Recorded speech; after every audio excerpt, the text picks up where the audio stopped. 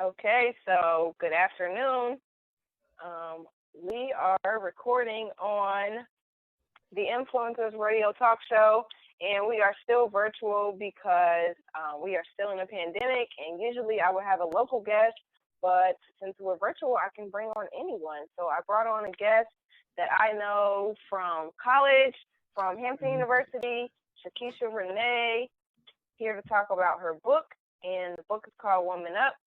So, yeah, tell me a little bit about yourself, a little bit about your motivation for writing Woman Up. Definitely. So thank you for having me. As you mentioned, I am Shaquisha Renee, self-empowerment and confidence coach. I wrote Woman Up, the ultimate guide to embracing your superpower last year. My inspiration behind the book is definitely the women in my family.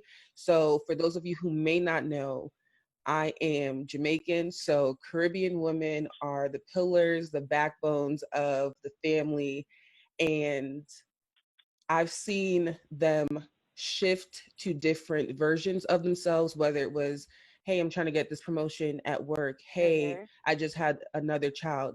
Hey, maybe I don't want to do this anymore in my life. Let me see how else I can actually reinvent myself. And I'm Right. like, wow, like this is like a beautiful thing. And it takes strength in like vulnerability. It takes strength to be like, I had to reinvent myself because the purpose why I'm here is bigger than me. And I always used to hear people say like, man up, man up. And Mhm. me and my mom are the only women in the house. I have three brothers, my dad, Mhm. a lot of men in my family. There's only like 4 or 5 girls out of 20 grandchildren.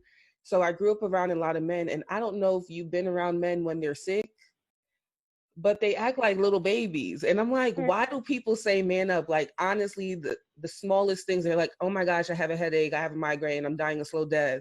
And it's like, but you still got stuff to do. Whereas I would see my mom literally come home from surgery, and within a Mhm. couple of days, she's like cooking, cleaning, going to the store, doing all this stuff. And the ship is still functioning. So I was like, Right. if I can get to like consolidate all of the lessons that I've learned, all of the advice that was given to me by example or verbally from my family in one book to help the next generation of women, I was Mhm. like, I need to do it because they need to know that the world doesn't go round unless we make it go round. You tell people how to treat you, you run the show. Nothing doesn't move without your voice, without you saying nothing. A man's life doesn't get better until you come in it. Like, you run this ship. So I wanted to make sure that I created a book that helped specifically women know that you are the superpower, embrace it, and you have the ability to literally think and do and say whatever it is that you feel. So that was my inspiration behind the book. Got you. So for me, I usually want to introduce about how long the book is and how many chapters it is. So, this Yeah. book is 99 pages for anyone who is interested, and it's broken down into 7 chapters. Mhm. So one question that I would have for you is, what top 2 chapters would you choose if you had Mhm. to say, like, okay, these are some of the ones that I really enjoy, or, these are some pointers that if you have to take it away, make sure you know this. Ooh, that's a good question. Let me think. So my first one that I can easily say is know your ministry. And I think I want to say it's probably chapter 2, maybe chapter 3, Mm-hmm. can't remember. But know your ministry. And that is actually one of the longest chapters in the book. And know your ministry comes from you understanding your triggers, being so comfortable in your presence and yourself that you know what triggers you, what you like, what you don't like, and addressing all dimensions of you. So it's not saying like, hey, I have this trigger, I get mad when people don't call me by my right name. And Right. that's just the way I am. And I just go from 0 to 100. Instead of Right. saying, why don't you like people, um, misspelling your name or Mhm. misusing your name, whatever the case may be, and understanding where that comes from. Is that something that's generational? Is that something that ties back to childhood trauma? And it's very important for people to know their ministry because it requires you to address yourself. And I feel Mhm. like learning yourself and being aware of the things that you do not like and trying to fix them is a lifetime journey and one of the hardest things that you're going to have to do in life, because you're putting a mirror on yourself, flaws and all. So if you can't be real with yourself, you can't be real with nobody else. So whether it's you going to therapy, whether it's you saying like, hey, I love my mom and dad, but there are certain traits that are in me that I don't like. Let's see how we fix them. Can we tie them together? So that would definitely be the first one. The second chapter, I would say treat yourself within the means of your obligation. So I think the way I have it in the content, it just says treat yourself. And for the person that's just looking at it for the first time, they're like, oh yeah, I could treat myself. And, you know, we make all these reasons and justifications why we want to treat ourselves. Like, you know, did we work a full week? Did we pop out 3 babies? Did we just go on vacation? Whatever the case may be. But I have a fine print that says within the means of your obligations, meaning that you still have responsibilities. So if your intent is to buy a house, you could go on the trip, but you can't buy top shelf liquor maybe. You're going to have to maybe have a drink, one drink, and be okay with that, or budget in like an all-inclusive resort where you are, you know, your drinks and your food are included. Or if you are a mom, yes, you're very much so inclined to have fun and go and hang out, but you have to secure a babysitter. That's the reality. That's the fact. You're going to have money to secure a babysitter if it may not be a family member or a friend that can do you a favor this one time. It's going to take you to require, you know, plan in advance for you to take those opportunities. So you can still have your Friday night out, you can still hang out, but you're going to have to plan. So treat yourself within the means of your obligations. Don't just justify you wanting to treat yourself because you have gone through all this adversity. Within the means of your obligations, because we still have responsibilities, we still have goals that we want to accomplish, and treating yourself not within the means of your obligation defeats the whole purpose, because it's going to put you back in the hole. So I would definitely say know your ministry and treat yourself within the means of your obligation are the top 2 chapters. Okay. I chose Choose Your Ministry, to Know Your Ministry. That was one of my favorite chapters as well. And To Know Your Worth. I think that one of the ways you described it was perfect, which was, you know, find a love song that you love, or, you know, one of your top favorite love songs, and dedicate it to yourself. And if you can't apply all that love and all that happiness that you feel when that song comes on to yourself, then you have to take a step back. You know, you can't be, you know, worried about, okay, I'm in this perfect relationship, or I love this person or that person, and you don't even know how to love yourself or what to expect from yourself. So you're not going to have many standards or expectations for others if you don't have them for yourself. So I really love the Know Your Worth chapter, because I think it also falls in line with the chapter about treat yourself. You know, like you say, within your obligations. It is treating yourself to stay within your obligations, as you said as well, because if you treat yourself and then you overextend yourself, now you have to redo. Exactly, you're no good. So I really appreciated that chapter, because it kind of gives us an insight on how we can, you know, get to know ourselves and love ourselves more without overexerting ourselves, because you can do too much to get to know yourself as well. So, and I do love that chapter too with the love song, because when I tell you, like, I love me a good R&B, I'm a 90s baby, and I'll be singing my little heart out, and I just be like, dag, like I have friends or family members that'll be like, you know, if only I could get like a dude or a girl, or, you know, start a family with this person. And I'm like, then I could travel, then I could do this. I'm like, why are you waiting for it? Like, that doesn't make sense. Why are you waiting? And again, you'll end up searching for things in other people that you have not yet, you know, sat with and dealt with. Like, it's okay. That's the purpose of a relationship, is that that person is going to have strengths that you may, you know, have a weakness in, but at least you can say at minimum, it's like, hey, this is my weakness. This is where it comes from, or this may be a trigger. This is where it comes from. And I'm, you know, this is how I'm working on it. So if you don't feel that way about yourself, like, baby, like, you're just a beautiful surprise, all of this, like, you can't be my beautiful surprise, because I'm mine. So I bought myself flowers, and, you know, take myself out to the, to the Exactly. movies or to eat. And that's one thing that you mentioned as well, is just spending time alone by yourself, getting to know yourself, so that way when someone else does come along, or, a friendship or a romantic partner, it's a nice or, addition. exactly, it's a nice addition. And then when they ask you things about yourself, you actually know, because how often is it that people ask us to talk about ourselves and we automatically get stuck, because it's hard to Exactly. talk about ourselves. It's hard to really search inside of ourselves on a Especially as consistent women. basis, especially as women, because we're not taught, I think, on a mainstream level, we're not taught to look within. As you mentioned in the book, we're taught to be caretakers, we're taught to be caregivers, we're taught to be a balancing act. We just have to really always maneuver how to do everything at once, and that's not always necessary. And I just think that it's a great idea that you have put this out for everyone to understand that at a young age, because as young women, it's important for us to establish these habits early so that we don't carry them into, motherhood, or, the elderly, or, we become mentors and we haven't even been mentored ourselves. Yep, that's a true story. So, just a moment.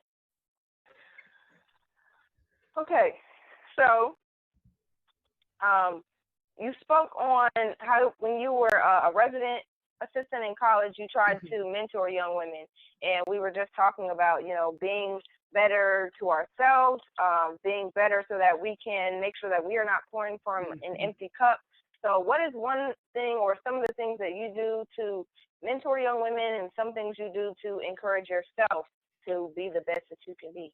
Yeah, so I would definitely say, starting off with mentoring young women. So fortunately, I was blessed enough to be raised in a household where my confidence was always like way up there. I don't care what size I am. I don't care what hairstyle I have. If I like the hairstyle or not, I'm gonna walk into the room with confidence, and end of story. So my support system, like even my dad, like if I take my hair out, he's like, wow, your natural hair is like so cute. And it'll be like, Daddy, I just cut half my hair off. But the fact that it's like, but that's your hair, like it looks nice. So I've always been around people in my family is like, confidence is key. You walk into a room like, this is you. You own it. It makes everything that much better. So for me, I was able to see just that small shift in mindset can literally allow you to walk through rooms where you may feel uncomfortable, or you may not feel as confident about what you bring to the table or what you have. So as a resident assistant, even though people, when they come to college, they think they have it all figured out, that they're grown, all this stuff, that's honestly like the second level to like high school. Like you're still trying to figure out who you are now, what can you bring to society, because now you're setting up for your future. So my main thing when I was an RA is just that when I was talking to these girls, it's like, hey, what are you majoring in? And they would say nursing. Is that what you want to do? I mean, my whole family is, but is that what you want to do? Exactly. Or they'll say, I had one girl specifically, she was like, I just want to be a secretary. I was like, okay, that's fine.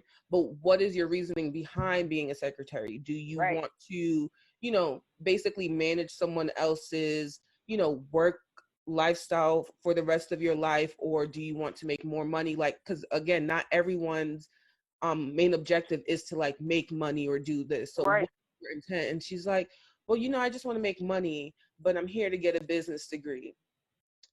So I'm like, okay, you want to be a secretary, but then you want to get a business degree. Okay, that's fine. But don't you think that a business degree may provide you other avenues than being a secretary? So it was like, I just want, a 9 to 5. Basically, they want steady hours. So I work in consulting. So that doesn't give you steady hours. Some days it'll be 10 hours. Some days it'll be 6, 2, whatever the case may be. So I said, okay, there's, HR within business. There's bankers, tellers. And then when I went to Hampton, also was in the 5-year MBA program. So I'm like, okay, you can stay an extra semester, 2 semesters, and also get your MBA, and coming out of college, you're going to have 2 degrees. And if you just rock it through. And, you know, she thought about it. Probably a month or two later, that is when she actually like transferred into the MBA program. And probably junior or senior year, she was getting internships, this social butterfly, Mhm. landing all these big time jobs. And I'm like, wow, if you can just shift somebody's mindset just to know that, Right. remembering your value, know your worth, know your value, is like, wow, I'm worth something. Wow, yeah, run me my money. I got 2 degrees, Right. run me all of it, and I'm going to help other people. So, Right. you know, in doing that, it contributed to my passion of saying, like, there's a group of women that we just need to be reminded. I feel like we know that we're popping, but be reminded every now and again, Mhm. especially when you do not have like a spouse or your friends may Right. be close by, to be like, yes, girl, like do what you do. Like when you don't Mhm. have that support system, how can you be your support system for yourself? Exactly. So that kind of like fed into me. That was, yeah, me just, you know, finding my own confidence and being comfortable. So that's the way that I recharge. And also, again, like being reminded of all the women in my family. Like I come from Mhm. greatness. Like I cannot be anything less than popping. Like I've Right. seen the women in my family go through hell and high water, and it's just like they still look like they ain't never been through hell and high water. Like they're just like, Mhm. I'm cute, It's I'm graceful. here, I got something to bring to the table, and this is what it is. So that has been the major part of me, just learning how to, you know, give back to myself, and also being sane. And I go to therapy again. I got all Mhm. my family, so I'm just like, I'm having a rough day. I think probably like a day or two, was it maybe 2 weeks ago, my youngest brother was like, Shaquisha, what's wrong? I was like, I'm not having a good day.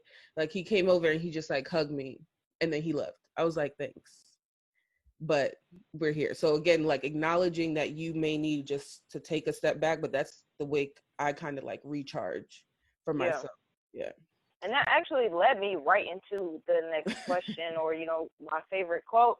That one of them that I chose, or it's kind of two quotes blended together. Hmm. And you said, leverage your surroundings to build discernment and allow yourself to observe people's energy and your own. So like you just spoke on when you had that mentee, that young lady that you were helping to find herself, to get Hmm. on a journey to really discover what she wanted out of life. But you need to make sure that you have those people who are going to be willing to encourage you, to support you, to uplift you, to understand that your energy is down and you might need a hug Hmm. for the day, but to make sure that you use discernment to decide who's going to be in your life, because they are Definitely. absolutely going to have an effect on how you feel, how you function, Hmm. how you treat yourself, and they are also going to be a part of what worthiness you feel. So, Exactly. how do you establish worthiness, and how can you establish worthiness? We know that we have that worth, but how can we show other people, either you're going to treat me what I think I'm worth, or we're going to have to evaluate our relationship. And I think it's important that you use that quote. So leverage your surroundings to build discernment. So as women, we are born with intuition. We know when something's off. We don't know exactly what it is, but we know when something's off, or something good may be happening, or, you know, something bad may be getting ready to occur. But discernment, it requires you again to observe the room. So you have to be silent. You have to observe people's energy before you are even comfortable speaking up for yourself. So for Mhm. example, you could be in a room and this is your first time, you know, starting this journey to knowing your ministry. And in the room, you may walk around and, you know, this person, you may get a vibe that they're just like, they only want people that are of a certain caliber to speak to. Like Mhm. you may have to have X amount of followers, all this stuff. So while you're building discernment, like in a room, while you're, you know, using your surroundings, you will be able to discern and see what people are for you that are meant to maybe go to Mhm. the next step of your journey before you even actually have a personal relationship with them. So Absolutely. again, like it's very important to take that step back. Like you don't have to say nothing, you just have to observe what it is that you're feeling, so you will be able to be like, you know, when I get to when I get this internship now, little Joe, he wants to come and ask me, how I got it. But then when I was asking him a question, it's like, little Joe, I already saw who you were. But then Right. because you're at the stage now where you understand and learned your worth, you won't even be petty. You'll be like, wow, Right. in your mind, you're like, wow, the tables have turned. You didn't see me The before. So elevation. in your mind, it's like, oh, noted. I know who you are. But I'm still gonna help you in hopes that if you are ever in that position again, that you will help somebody again, because it what goes around comes around, right? So All the time. karma is going Every to come back around. So you don't be petty. And that's how you know your worth. It's like the people who may have looked down on you or passed you by or overlooked you because you may have been the underdog. It's like, hey, boo, I'm here. I'm glad to help you. But in your Mhm. mind, you've took note. You know that if the paths cross for us to work, you probably be like, John, I'm not finna work with you Right. because you shady. And Right. it doesn't And you've been necessarily able have to to be for build. exactly. It doesn't necessarily have to be from something, that small as, when I asked you a question, you didn't, but you also get a question for people's character and integrity when Mhm. first meeting them, and there's no strings attached. I don't benefit you, you don't benefit me. But if the Right. reason for me benefiting you is the reason that you're not talking to me, that says enough about your character, Mhm. because basically you're only going to want to speak to me if I have something to offer you. Mhm. So yeah, that's that. And that leads me once again right into the next point. Another quote. In this quote, I cannot remember the chapter that this came from, but it's one of the more later chapters. Mm-hmm. You said, "Let's be real. That thing that you are searching for when you are not self-aware will have a major impact on your journey to self-discovery. And the combination of power and influence is a lethal weapon. It's critical that you take the steps you need to address every dimension of you to ensure no one or anything can have power and influence over you." So I chose this quote because I think as of lately, the world is always chaotic, but in Mm-hmm. general, right now, we're at a little bit of a more heightened chaotic level than normal in America, and because we're still in a worldwide pandemic. So I think it's important that we understand to not be completely distracted from ourselves. We Mm-hmm. can't improve these situations or the world around us. Like you said in the book, if we are pouring from an empty vessel, if we don't know our worth, if we don't have Yeah. expectations or standards from ourselves for ourselves, we're not going to be able to use, any of those elements to help anybody else. And Exactly. when you spoke about the combination of power and influence, I think it's important now. You see a lot of people who are, commenting about, oh, these influencers, this, these social media people, this, these celebrities, that. Mm-hmm. It's up to you to decide who you want to follow. It's up to you to decide, who you believe or who you think is worthy. Mm-hmm. They also are going to have their own self-worthiness, but it's up to you to decide how much of their input you want to take into your own life. Yep. So back to that discernment once again, it's important to, combine all of those elements to make the Mm-hmm. best decision for yourself. And um, I think it's important that we really pay attention to who we allow to influence us. What are Yep. they talking about? What do they represent? And just because somebody is famous or they have a major following doesn't mean that they have someone's best interest at heart. Yep. At the end of the day, this just might be a job. It might just be clickbait. That's true. So you really just want to, protect your space, protect your energy, and that is way more than a physical thing because Mm-hmm. mentally we have to really protect what we think and what we think about because that's where everything The starts. mind So is a powerful thing. Yep. yeah, that led right into the final chapter when you talked about therapy, you talked about Mm-hmm. counseling, and you talked about not feeling like yourself and recognizing that you should go speak to someone or Mm-hmm. see someone if you feel like you're not really yourself.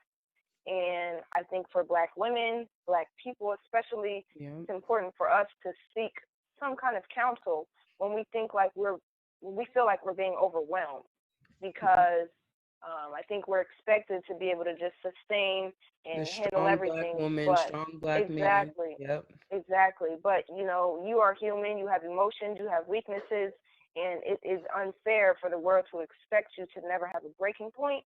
So if we Yep. feel ourselves getting to that breaking point, address it. Yep. Whether it be self-help books, meditation. If you can't afford Mm-hmm. counseling, there are YouTube. There's doctors on YouTube. I don't mean Yeah. just a regular influencer that you like. But there are legitimate, credible resources and people who are Mm-hmm. offering knowledge and information to us, and we have to be able to find it in order to take the best care of Yep. ourselves. So I know on psychologytoday.com that Mm-hmm. has a list of providers that most people can try to find counseling or therapists, and that's a Yep. countrywide thing as well. And then you have a bundle going right now for your book, right? Yes, I do. I do. So what It's is that? $20. And what you would actually get is the physical copy of Woman Up, the Ultimate Guide to Embracing Your Superpower, the book.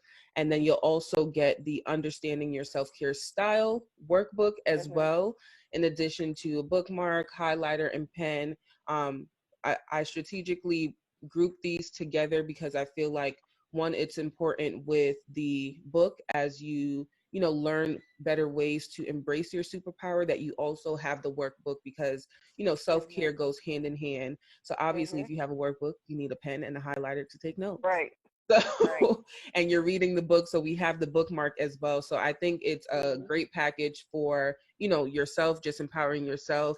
I had a customer buy one for three of her daughters and her friends. So Mhm. again, and I think they were like 14, 15. Like, it's honestly for all age groups. If you are someone Right. who is restarting or resetting your life, maybe your kids may have gone out the house, or Mhm. you've just had a realization like, hey, I need to get back to me. How do I do this? This Right. the bundle for you. It's Right. $20 now. Again, you get the physical copy of the book. You get the workbook as well, which is a digital download, so that would at least be in your possession immediately. Mhm. And then the bookmark and the pen as well to come. So get Perfect. it. So here is my book right here. So this is my Yes. copy of the book. Where is my bookmark? Here is my bookmark. So this is what you're going to get Yep. as well. I used my pen already. I used all the ink out of my pen already. Me So I too. think that Well, I that's a have good it way. here. Okay, so you get your little highlighter on one side, and you get your pen. Is real dual purposes, and you guys can go Exactly. to womanupenterprise.com. Mhm. And we have coaching sessions, we have books, we have a lot of offerings for you all to kind of look through, and other templates and workbooks that you guys can purchase. Or if you subscribe, you also get a download as well, a mini course of 5 ways to boost your self-confidence in Okay. 5 seconds. Well, five. Nice. All right. Well, um, yeah, I could talk all day about the book. Like I said, it's 99 pages, but like you can see, I It's a have all quick kinds of read. sticky notes Yeah, and everything in here. Like there's a lot in here for you to take away. You can journal. You can, um, do some self-reflecting. So whatever works definitely. for you, make sure you grab a copy. Get online. It's $20. Buy black. Um, Word. yeah, woman up. So Woman up. That's it. That's it. thank you for coming on the show with me. It can fit right into your purse. Take it with you. Read it Yes. on the bus. Read it in a few days, and then come back and let us know how you have womaned up. So thank you, Keisha, for coming on my show. Thank you, Asia, And for it is having me. beautiful to be able to see your fruition. Like I said, I met you when we were freshman year I roommates, know, my and being God. able to see you accomplish this and get this book out, and be a motivational speaker and a mentor and all these things, Thank it you. has been great. So thank you for being my super special guest. Thank you. Thank you for having me. Appreciate you. You're welcome. Have a good weekend. Adios. Later.